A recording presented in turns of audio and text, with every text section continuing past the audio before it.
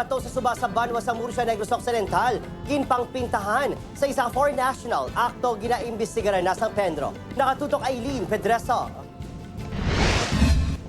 Kuntulukon, agaw atraksyon ang ini nga dalagko nga mga bato sa suba nga napintahan sa naglain-lain nga duag sa bahin sa Barangay Minuyan, Murcia sa Negros Occidental.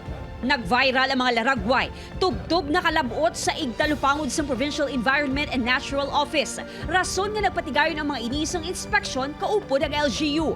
Natukiban nga ang may kahimuan sa pagpinta sa mga bato, isa ka Russian national nga tag-iya sa isa ka resort sa lugar.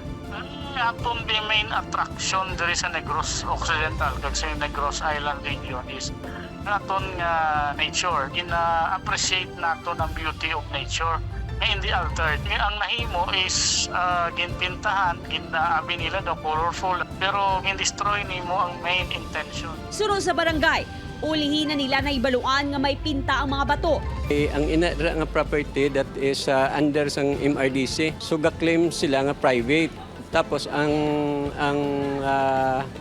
sa piyak naman dira nga subaya, may lote man dira sila nga sa ilaman, then ang portion dira ginarkilahan sang Russian. Ginpadulungan sa news team ang lugar apang wala dito ang natunggan nga Russian national. Ang nagatubang sa amon ang caretaker.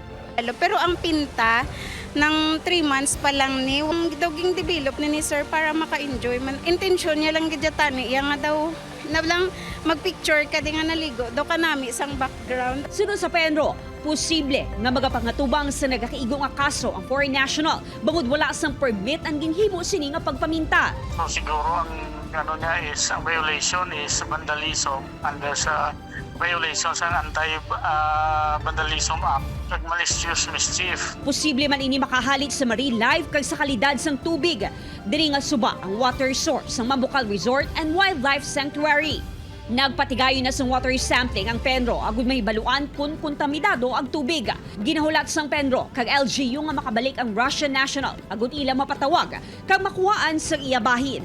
Upod kay Reynald Castillo, Aileen Pedreso, One Western Visayas.